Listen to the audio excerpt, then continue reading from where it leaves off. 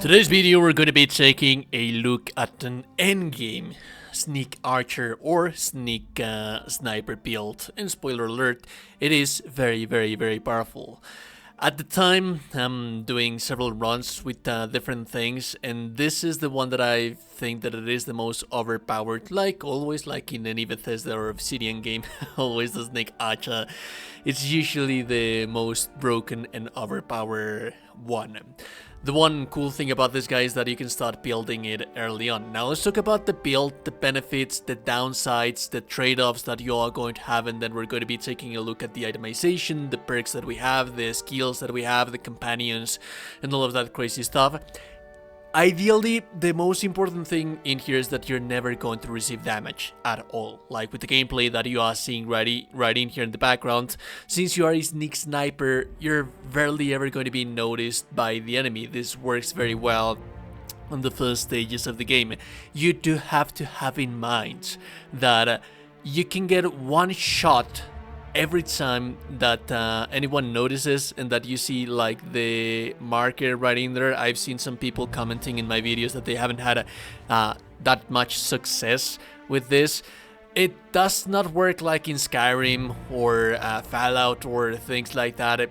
You have to be a little bit more patient because you have to wait for your shots, or usually take shots for enemies that they are not going to notice that somebody died in front of them. Because if someone notices that someone died in front of them, then they're going to immediately have this red alert. You have to wait until that red alert to go down before you take another shot. What are the ways that I can bypass this? If there's two enemies, just two enemies, like let's say that there's like a group of 6 enemies. There's 4 enemies on one side and then there's 2 enemies on another side. Like I'm showing you right in here, like we have 2 enemies, you can kill them. As a matter of fact, you can use your tools to actually kill them really fast and no one else is going to notice. For the enemies to trigger combat, they have to notice that you killed somebody while they were already in alert. So yeah, that's the thing. If you see that there's 2 or more enemies in alert, that's when you shouldn't take a shot. If there's 1 enemy in alert and you're going to kill that 1 enemy that it is in alert, you are going to be able to kill him. Secondly, this is the highest damage that you can achieve in any type of build. Specifically with the shotgun that we're using for this shotgun, we'll talk about the itemization in a little while, but this guy can deal up to 15k damage. And that is a whole bunch of damage. If you're going to be using this build on the highest difficulty of the game, there's not a single enemy, even on the highest difficulty of the game, that it is going to survive one shot from this shotgun that we have right in here. This being a sneak sniper, we also want something for close range combat, and that is going to be the shotgun. Now the only one real downside about this build is open combat with bosses. The shotgun is going to take care of them because we're going to be taking ballistics with this build, so you're essentially going to be efficient on battle as well. But if you want to bypass that as well, we're going to be having something in the itemization that it is going to allow us, because there's scripted fights in this game. There's scripted boss fights in this game that if you don't have like leadership or persuasion, you cannot bypass them, and you have to openly fight them. Sometimes you're going to be able to get away from them, but sometimes you're not. And like since they're scripted fights, you do have to fight them, if that makes any sense. But we're going to be doing something very specific and very important for us to be able to bypass that. But we'll talk about that in a little while. Now, let's talk about the weapons that we're using. First, the Simplifier. This is the most powerful sniper rifle that you have in the game, and this is a sniper rifle that allows you to zoom in and select between zoom in modes. It is not going to be as different as the regular sniper rifles that you have out there, so you will see that the damage is not as different as a regular sniper rifle. It's just that usually the optics that you have for sniper rifles in this game are not really that good, and they're usually like they zoom 2 times or 2.5 is the highest. This guy can go really far, but there's like nothing else about it, and you can add a silencer to it, which is something that we do want to have for this specific type of sneak archer or sneak sniper. I do not want to spoil you how to get this sniper. This is part of a main quest line, and whenever there's going to be like an assassination, there's going to be a sniper position. You just take that sniper, but this is definitely missable if you're not looking for it, so just be aware of that. Now, the Last Whisper, this is the most powerful and broken weapon in the entirety of the game. Like I mentioned, this can deal up to 15k damage. And I'm going to have a link in the video description on how to get this weapon. But this is essentially a silenced shotgun. And it's a silenced shotgun that it is not going to have the diminished amount of damage as a regular silenced shotgun. Of course, it does not have a good stealth multiplier as the simplifier or a silenced weapon may have, but remember that the silencers reduce the amount of damage that they deal, and this doesn't have reduced amount of damage, so it's just that. The dust in the wind is going to make for your shots to be silenced, and also it is going to increase your damage by 150% more with your sneak skill. So this is why this guy is so very powerful.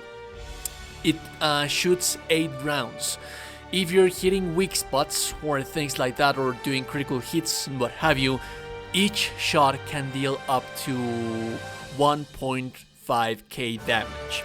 If you sum that up, it's usually going to be like 12 to 15k damage depending on the part of the body that you're fighting against, that you're shooting against the enemy. And either of these guys you're going to be using like close or far away range combat. For the armor, my advice is that you use any of the Sub Rosa materials, the Undercity materials, any armor that you can find with this. I'm going to have a link in the description, one of the most powerful one, which is the Boa skin.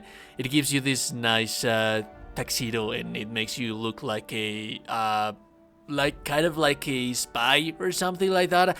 I really like this guy, links in the video description, but it's also the very same thing as the armor skin. The interesting thing about these guys is that they have the Undercity materials. That means that enemies lose awareness of the player 50% faster. Now, this is in our best interest to have, because whenever you do get discovered, you just need to get away from the enemy for a little while. Just for a little while, and they're going to lose sight of you, start looking for you. You can rinse and repeat your stealth killing, and yeah, this is going to make for that to be happening more often. There's also the escape suit that it's very cool looking. It makes you look like a sniper. I also link in the description how to get this guy as well. But I don't like the escape protocol that much, and it has like the anti-Cleos kind of materials, which is damage resistance, and ideally we do not want to be receiving damage with this build, so my advice is that you use the Undercity materials. For the helmet, you can use anything that's going to give you weak spot damage. As a matter of fact, we have the monocular target finder. I don't like the design that much, that's why I'm not using it, but basically this guy gives you like 40% more weak spot damage, and ideally this is the one that you should be using. And at the end of the day, like, I have this guy right in here just for fashion. It's just for fashion. I think that this looks very cool, and it's 10% weak spot damage. Like I mentioned with this build, if you're playing even at the highest difficulty of the game, nothing is going to survive one shot from you and your shotgun. If you feel that you're fighting something that has lots of health, just eliminate them, send them to oblivion with the Last Whisper. And for exploration, or for you know to get this cover, you can just use the simplifier to kill things. This guy is going to deal 2.5 to 3k damage.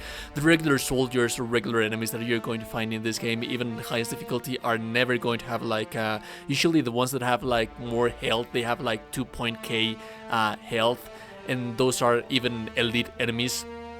They're not going to survive a shot from the simplifier, and whenever you have to fight like a boss or a world boss or something, that's when you'll be using the Last Whisper. But this is where I was telling you that sometimes we are going to need something very specific for those scripted fights, and that is going to be the Ghost Ray. This is a modification that you can add into your helmet, and there's 2 types of them, and this is why I choose to use this one right in here. You have the Cloak Driver. After successfully killing someone with a sneak attack, become camouflage for 8 seconds. While camouflage, enemies cannot see you and attacks are always sneak attacks, and it has a 10 minutes cooldown between activations.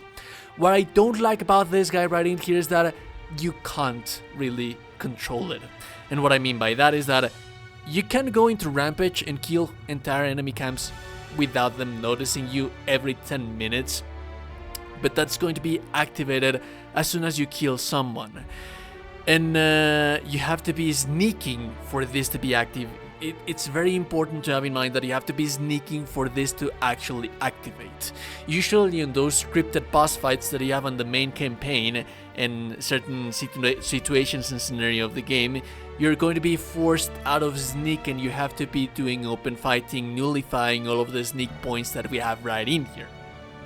Which is why I think that the Ghost Ray is much better, because if you receive enough damage, you're going to become camouflage for a short duration, becoming invisible and causing all of your attacks to deal bonus damage, and also the crouch attacks are going to inflict sneak damage. This is what's going to allow you to one-shot those boss fights. You just place in front of them, wait for them to get you below 50% health, and that is going to be their death sentence, because as soon as you enter into that camouflage state that you can control, because you decide when do you fall below 50% health, and since you're in a scripted boss fight, that's going to allow you to immediately enter into camouflage, and then you choose your last whisper, and then you one-shot the hell out of them into oblivion. Which is why I think that's better. Skills, pretty simple. We have guns for whenever that we have to be doing open fighting. That's very good. And then we have the sneak, which is going to increase our sneak damage by a huge amount. And then we have lock picking. Now the perks are going to be the same thing. These guys are a synergy right in here, because lockpick is actually going to have some skills that are going to increase your sneaking damage and things like that. Just have in mind that as far as the perks that we have purchased right in here, I do not want to take that much of your time. I'm going to go rapid fire through them so that you can see what are we doing right in here. Sharpshooter, more sneak damage with assault rifles. Ideally we need that. More movement speed whenever we kill things, not ideally needed, but it's nice to have. All of the pickpocketing skills that we have right in here, we have them specifically for one reason, and that is going to be the sleight of hands. The sleight of hands is going to give us 10% more sneak damage per lockpick skill.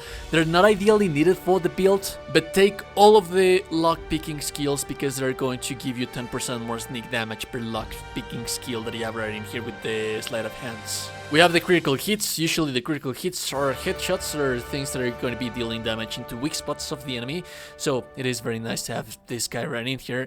And then just take all of the things that you would say that they benefit your range damage right in here, like for example weapon damage and weak spot damage, things like that.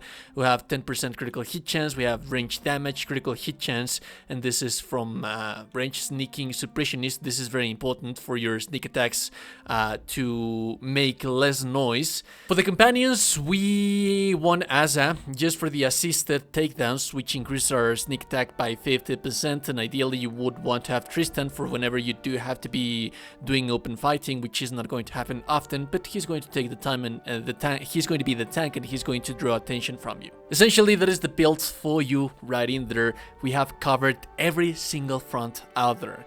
You can sneak away from the entirety of the game. As a matter of fact, take a look at this guy right in here. This is how my adrenal looks like after finishing a playthrough.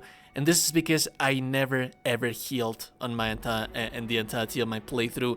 I play on the final difficulty of the game, although I do have to say that I switched to the final difficulty of the game until my build was kind of established, because it is difficult for you to go through the first regions of the game without having established builds. But once you go into everything else, like you can just go into the final difficulty of the game and not receive any kind of damage because of how everything that we have explained in here, and I have never really healed. Anyways, if you like the content, like and super appreciate it. And also, you're a gorgeous and beautiful person. You're indeed a gorgeous and beautiful person. Subscribe to the channel. You're in Discord. Have a beautiful day. Goodbye.